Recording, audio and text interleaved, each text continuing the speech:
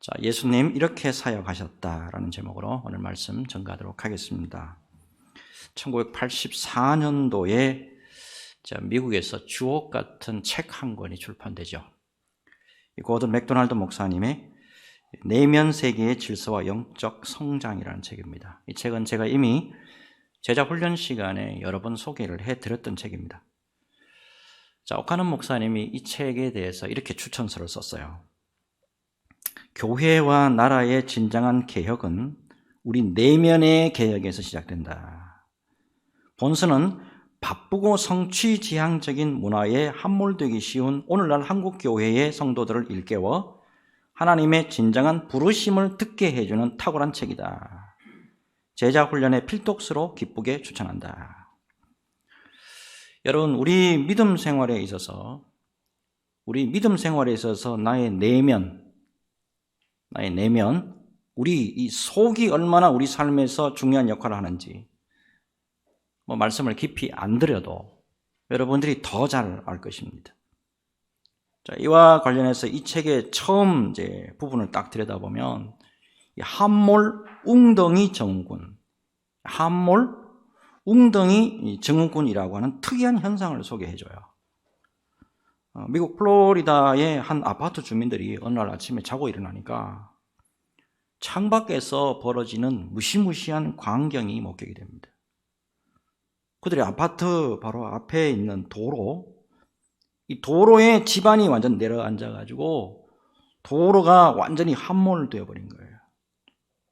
그 웅덩이 속으로 자동차 빨려 들어가고 도로가 막 내려앉고 잔디밭이 막 함몰되어 갑니다.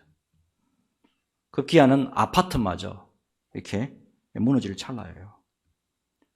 여러분, 이 함몰 웅덩이가 왜 생기느냐? 가뭄이 심하잖아요. 가뭄이 심하면 지하수가 고갈돼요. 지하수가 고갈되면 그 밑에가 뻥 뚫리죠. 위에서 지표가 또 누릅니다. 그러면 밑으로 꺼집니다. 자, 이 고든 맥도날드 목사님이 서론을 이렇게 시작하는가 싶더니 갑자기 이런 말을 해요. 수많은 사람들이 플로리다의 함몰 웅덩이와 같은 삶을 살고 있다. 우리 가운데 많은 이가 한두 번은 이 함몰 웅덩이와 같이 자신이 무너져 내리는 경험을 했을 것이다. 여러분 어때요? 여러분 스스로 우리의 내면은 튼튼합니까? 고든 목사님이 이 책의 끝부분에 이런 조언을 우리에게 해줍니다. 믿음의 사람으로서 내면 세계를 튼튼히 하고 싶은가? 그렇다면 하나님의 말씀을 마음속에 입력하라. 하나님의 말씀을 마음속에 입력하라. 특별히 예수님의 사역을 묘사하는 말씀에 집중하라. 우리 주님 예수님의 사역을 잘 살펴보면 무한대의 은혜의 보호가 거기에 들어있어요. 이걸 발견할 수 있다 이 말이에요. 그걸 우리가 발견하고 그거를 깊이 깨닫게 된다면 우리 내면 세계가 은혜로 충만해지는 그런 역사가 있는 것은 당연한 지사예요. 특별히 오늘 말씀을 살펴보는 가운데 우리 내면 세계, 곧 우리 내면의 이 믿음이 견고해지는 그런 시간 되었으면 하는 마음 간절합니다.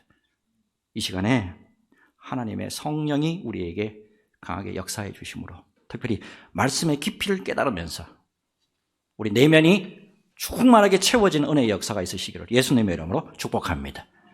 자, 작년 12월에 누가복음 가운데 예수님의 이 공생의 초기 사역이잖아요. 갈릴리 요 나사렛에서 행하신 예수님의 사역을 우리가 살펴봤습니다. 특별히 예수님의 사역 모습 가운데 특이한 걸 발견할 수가 있죠. 무엇보다도 성령의 권능과 성령의 충만으로 예수님이 변함없어요.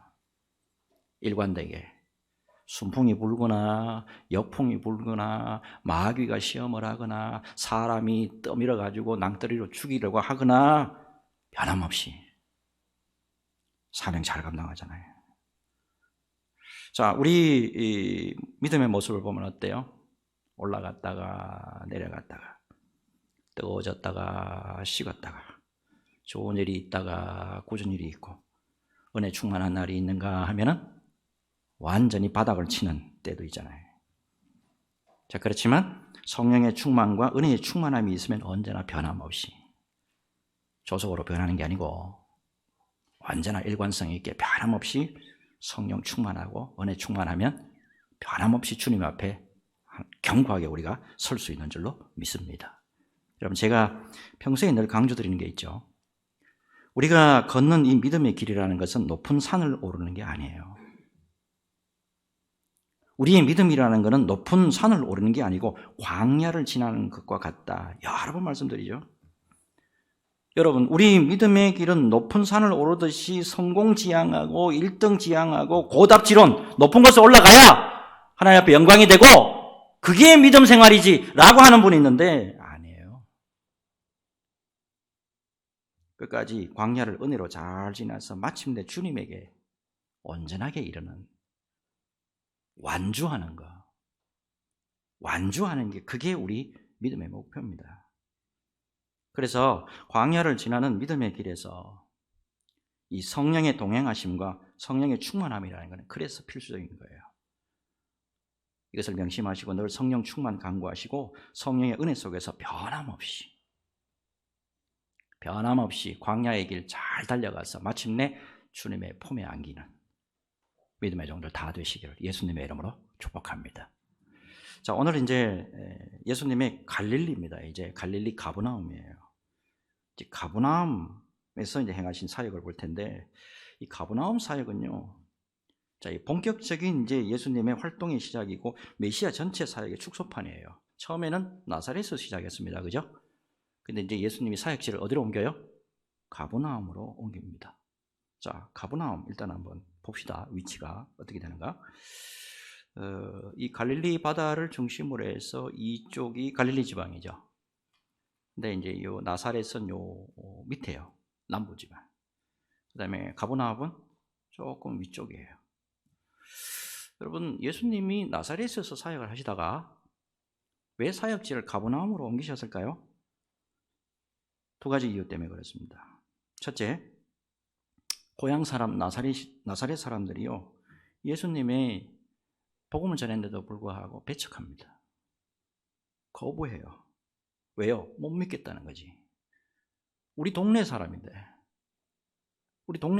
희한합니다. 여러분, 메시아가 가까이 있죠? 예수님이 가까이 있고 은혜가 바로 가까이 있어요.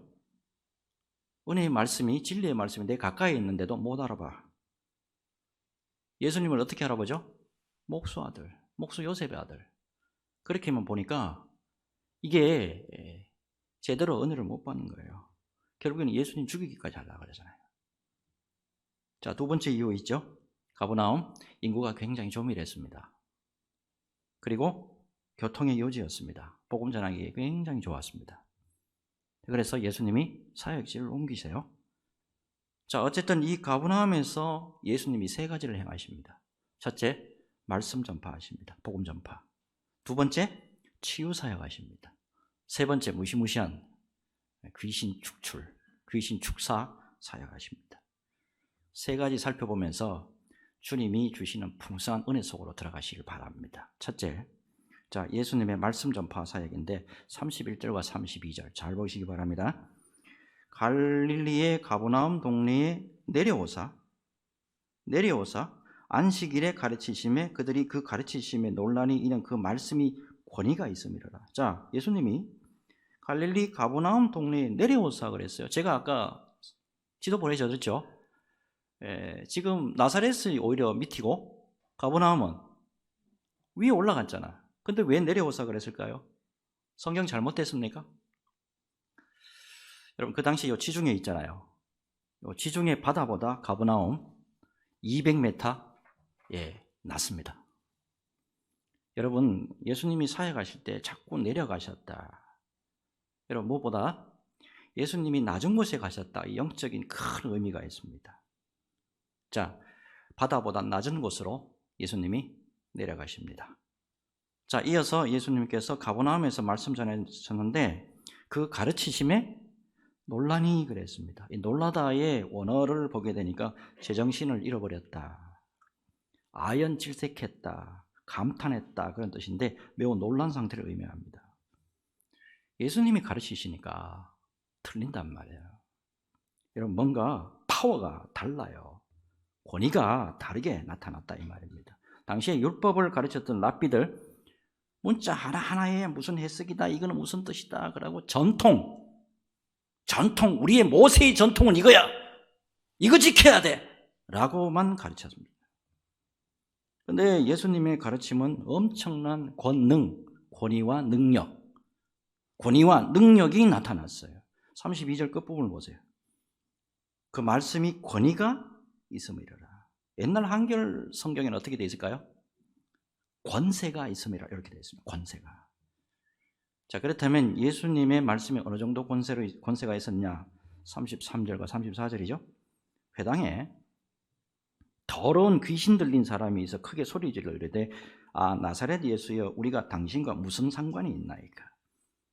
우리를 멸하러 왔나이까? 나는 당신이 누구인 줄 아노니 하나님의 거룩한 자니이다. 회당에, 교회 안에 귀신 들린 사람이 있었던 모양이에요.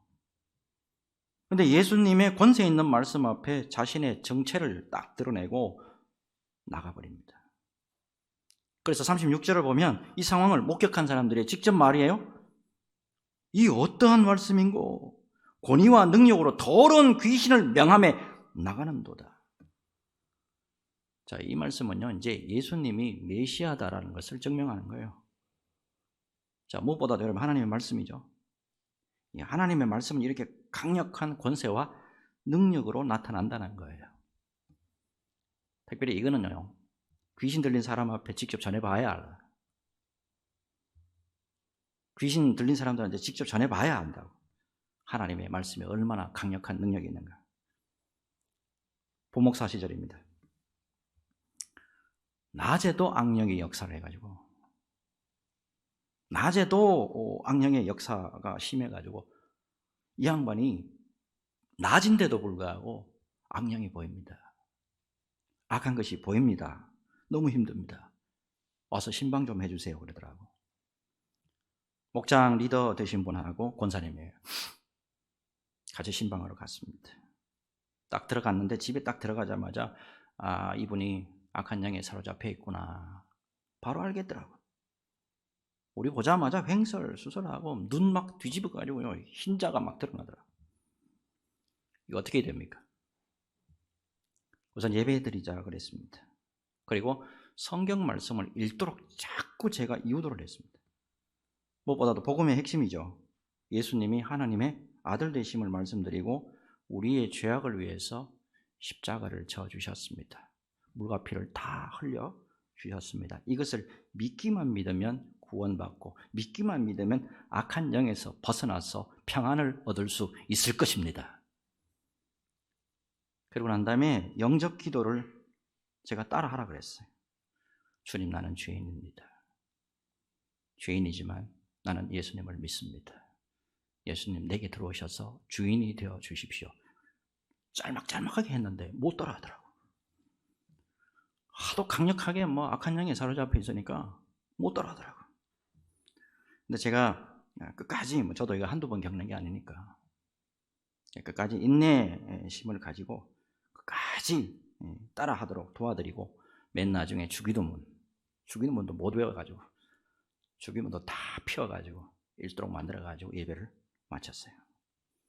예배 딱 끝나고 나니까 어떤 현상이 벌어졌냐, 이 양반이 너무 편안해하는 겁니다. 처음 만났을 때는 그 두려움이 있잖아요. 영적으로 두렵고 떠는 그 얼굴이 그대로 공포감이 그냥 얼굴에 확 드러났었는데 예배 한번 딱 드렸는데 얼굴이 달라지더라고요. 예배를 통해서 하나님의 말씀이 빛이 들어가니까, 하나님의 말씀에 빛이 들어가니까 어둠이 그 자리에서 확 떠나가는 역사가 있더라 이 말입니다. 그 외에도 여러분 목회 사역하는 가운데 성경만 읽어줬는데 그냥 가서 방언하고 죄송합니다. 꼭 그거 나쁘다는 게 아니고 방언하면서 그냥 안수 때리하고 그리 안 하고 성경만 읽어줬다고. 성경만 읽어줬는데도 불면증 치료되는 거 봤습니다. 우울증 치료되는 거 봤어요. 아픈 과거 상처이기 때문에 성폭행 당해가지고 고통받고 있는 사람 성경을 읽어드렸는데 낫더라니까. 저 같은 경우에 제가 아마 그런 경험이 있어서 제가 가서 사역을 하면 하나님이 그렇게 은혜를 부어주시는 것 같아요. 제 청년 시절에 불면증 때문에 너무너무 고생했어요. 약을 그렇게 처방받았는데도 약발이 안 받더라고요. 근데 성경 읽기로 제가 고침받았다니까. 어느 날 새벽 기도 갔다 왔어요. 새벽 기도 갔다 왔는데 잠이 안 오는 거예요. 성경을 펼치고 쭉 그냥 읽었습니다. 성경 읽는 가운데 세상이 감당하지 못한 그런 평화가 처음 경험했어요. 하나님의 평안이 제 10년 가운데 이렇게 쫙 물 밀려서 들어오듯이 쫙 들어오더라고요.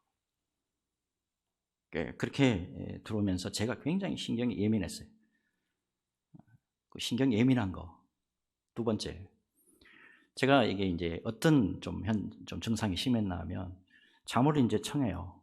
9시에 잠을 청해가지고 잠이 좀 들만하면 갑자기 안에 내부에서 전기 스파크라는 소리 팍 하면은 제가 깜짝 놀라요, 자다가. 그럼 딱 일어나면 그대로 뜬 눈으로 그대로 밤새우고, 그때 직장 생활을 했었는데 잠 한숨도 못 자고 출근할 때도 있었어요. 근데 그날 성경 읽다가 고침받았는데 그때부터 시작해서 지금까지 그 증상 전혀 재발하지 않았습니다. 여러분, 하나님의 말씀에는 권세와 능력이 있습니다. 여러분, 이 놀라운 하나님의 말씀의 권세와 능력을 믿으시기를 바랍니다. 이 믿음으로 말씀 전하고 말씀 붙들고 기도할 때 말씀 그대로 이루어지는 역사가 있을 줄로 믿습니다. 말씀대로 승리할지어다. 주 앞에서 언제나 승리하시기를 예수님의 이름으로 축복합니다. 두 번째, 메시아의 사역 가운데 치유사역이죠. 치유사역 38절과 39절을 볼게요. 자, 예수께서 일어나 회당에서 나가서 시몬의 집에 들어가시니 시몬의 장모가 중한 열병을 앓고 있는지라. 사람들이 그를 위하여 예수께 구하니 예수께서 가까이 서서 열병을 꾸짖으신데 병이 떠나고 여자가 곧 일어나 그들에게 수종드니라. 시몬의 장모가 중한 열병을 지금 앓고 있었습니다. 이때 시몬은 베드로라는 거 여러분 잘 아실 겁니다. 베드로의 장모가 중한 열병을 앓고 있는 상태입니다. 자, 이때 예수님께서 열병에게 꾸짖습니다. 열병을 꾸짖어 버리니까 병이 떠나버려요. 자, 다음으로 40절 한번 볼게요. 40절 보면 해질 무렵에 사람들이 온갖 병자들을 데리고 나오매 예수께서 일일이 그 위에 손을 얹어서 고치시니. 베드로의 장모가 예수님이 딱 기도할 때 막 병마가 막 떠나가는 걸 보고 사람들이요 온갖 병자들 병이라고 하는 건 다 들고 오는 거예요. 중요한 거는 예수님이요 마다하지 아니하고 일일이 다 한 사람 한 사람 손 다 얹어가지고 고쳐주시고 있습니다. 한 사람 한 사람 영혼을 그만큼 사랑하는 거예요. 영혼을 그만큼 사랑하시는 그건 예수님의 모습이에요. 자, 이것은 여러분 우리가 잘 알다시피 이사야 53장 4절에서 5절의 말씀 그대로 성취되는 거잖아요. 같이 읽겠습니다. 이사야 53장 4절에서 5절 시작. 그는 실로 우리의 질고를 지고 우리의 슬픔을 당하였거늘 우리는 생각하기를 그는 징벌을 받아 하나님께 맞으며 고난을 당한다 하였노라. 그가 찔림은 우리의 허물 때문이요 그가 상함은 우리의 죄악 때문이라. 그가 징계를 받음으로 우리는 평화를 누리고 그가 채찍에 맞음으로 우리는 나음을 받았도다. 아멘. 그가 채찍에 맞음으로 우리는 나음을 받았도다. 아멘입니까? 아멘입니까? 여러분, 우리 모든 질고를 짊어지시고 우리의 연약함과 병을 대신하신, 우리 대신 담당하신 예수님의 사랑과 은혜를 여기서 이제 발견할 수가 있는데, 근데 문제는 이런 모습들이 말이에요. 치유의 모습들이 단지 과거 성경 속에서만 있었던 사실이 아니다라는 사실입니다. 여러분, 이제는 예수님의 사랑과 은혜 속에서 우리가 예수님의 이름으로 기도할 때 얼마든지 치유 역사가 나타난다는 사실입니다. 이거 우리 교단 안에서 이제 은사 없어졌다라고 주장하시는 분 계신데 다시 성경을 좀 보셨으면 좋겠어요. 여러분, 근데 문제는 지금부터예요. 우리는 원론적으로 예수님의 이름으로 기도할 경우에 치유의 역사는 얼마든지 오늘날에도 21세기 교회에도 얼마든지 나타난다라는 믿음이 있습니까? 없습니까? 믿음이 있잖아요. 자, 근데 제가 질문 드려볼게요. 솔직히 병자 위해서 기도하고 간절히 주님에게 매달려 기도하는데 잘 나아요? 잘 안 나아요? 솔직히 잘 안 나아요. 치유의 역사가 우리 생각보다 그렇게 쉽게 나타나지 않습니다. 목회자의 한상으로, 목사의 한상으로 보면서 저도 성도들의 병에 대해서 많은 관심이 있고 많은 기도를 하는 편이지만 결과가 썩 좋지 않을 경우가 솔직히 많습니다. 고민 많이 했습니다.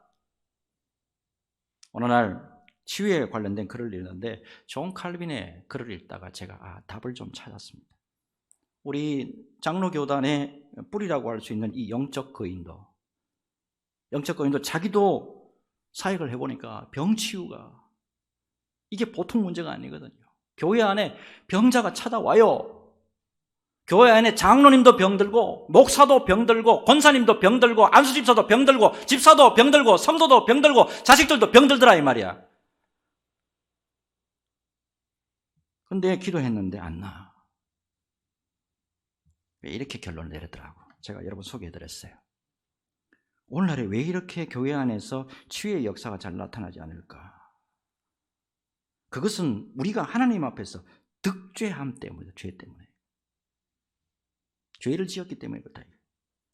죄가 우리에게 존재하기 때문에 죄가 우리 교회 안에 존재하고 죄가 아직도 우리 가정에 존재하고 죄가 아직도 우리 믿는 우리 사람 속에서 아직도 존재하기 때문에 주님의 교회에서 치유의 역사가 잘 나타나지 않는다. 공감되십니까? 제가 공감되도록 말씀을 좀 드려볼게요. 저는 이 글을 읽으면서 그렇다면 우리 죄가 뭘까? 존 칼빈이 생각하는 죄가 뭘까? 나름대로 기도하는 중에 이런 생각을 해봤어요. 우리의 죄는 우리 주위에 아픈 사람, 치유받아야 할 사람들이 많이 사실이 있는데도 불구하고 우선 관심이 깊지 못해. 그리고 또한 그분들을 위해서 쉼없이 기도하지 않아요. 특별히 기도를 쉬어버리는 그 죄는 아닐까.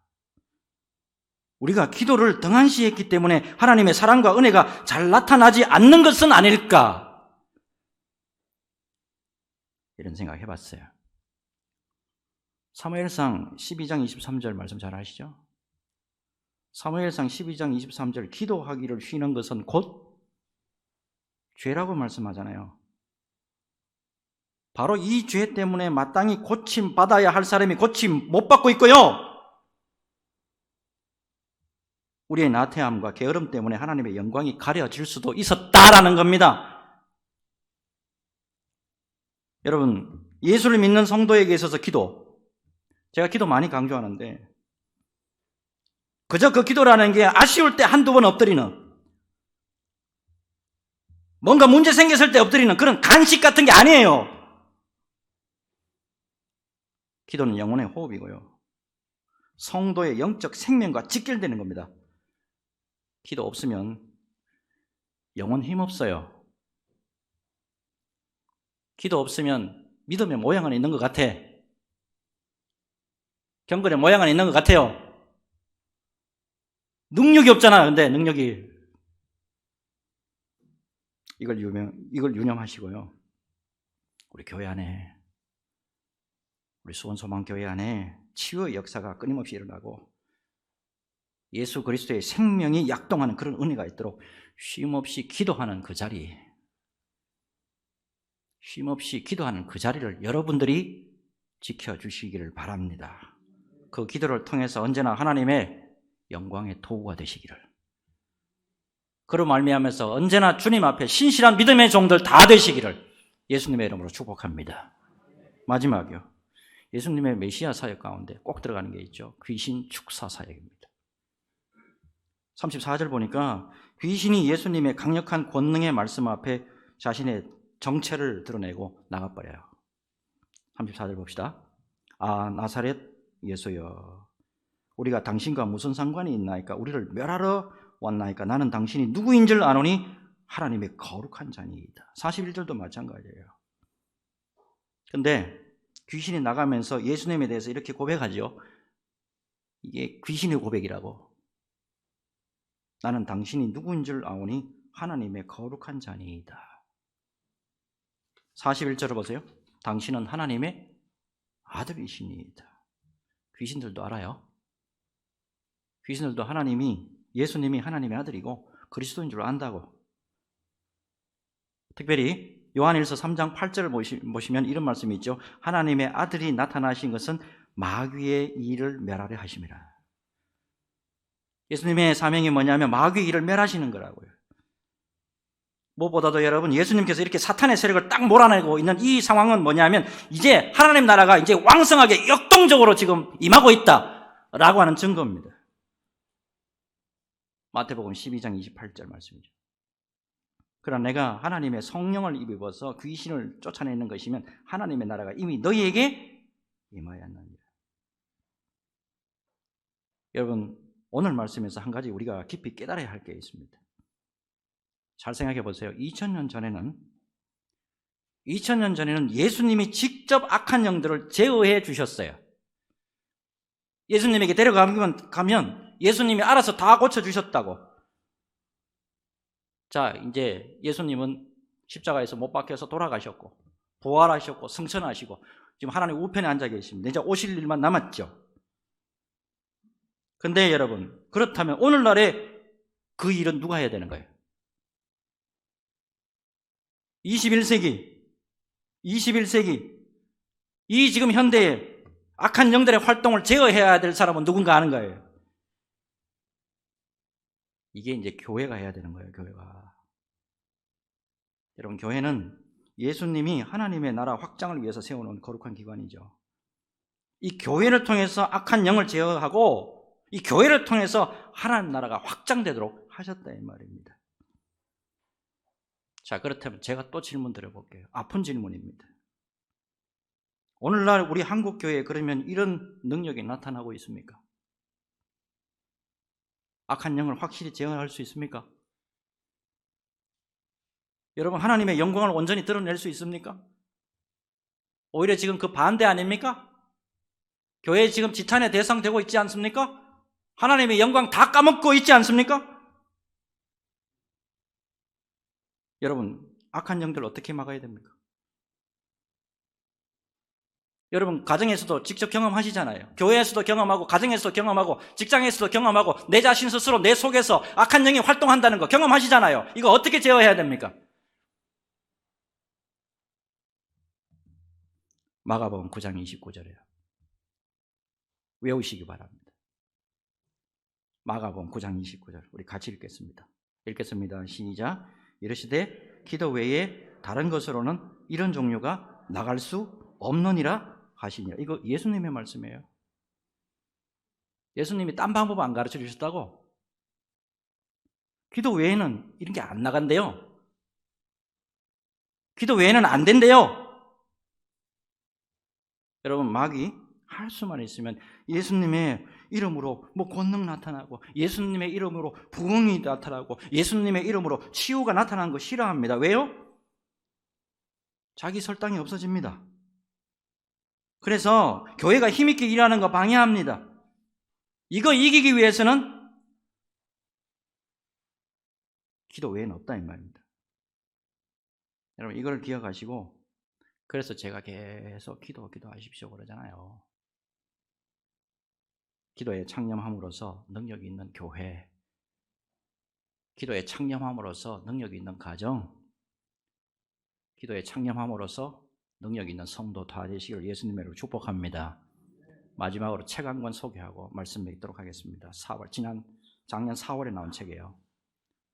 작년 4월에 미국 워싱턴 장로교회 담임 목사님이시면서 제 대학원의 스승입니다. 양반 제보다 나이도 어려. 근데 제 선생님 류억열 목사님.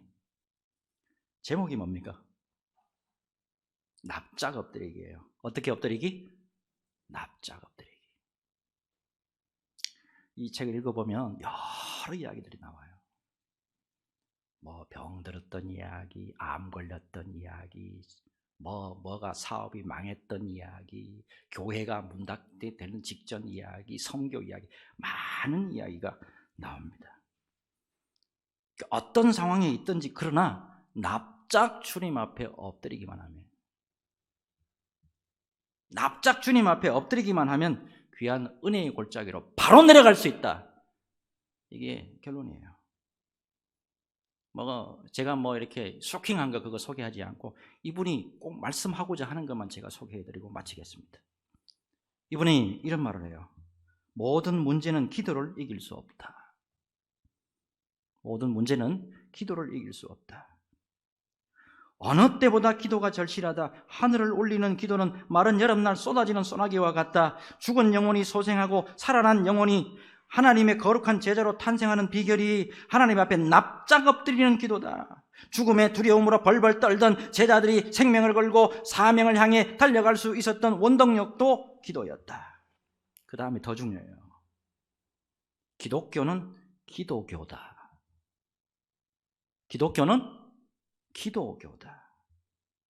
모든 것이 풍족해도 기도가 부족하면 영적 빈혈에 걸린 것이다. 오늘날 한국교회도 이민교회도 기도의 수혈이 절실하게 필요하다. 영적 광야를 걷는 우리 한국교회가 기도의 무릎을 꿇을 때 하늘에서 내리는 만나를 체험할 것이고 사방이 막힌 홍해 앞에서도 주님을 만날 것이다. 기도한다고 세상이 바뀌지 않을 수도 있다. 그러나 기도함으로 하나님을 체험하고 내가 변한다면 깜깜한 동굴을 지날 때에도 언젠가 만날 한 줄기 빛을 노래할 것이다.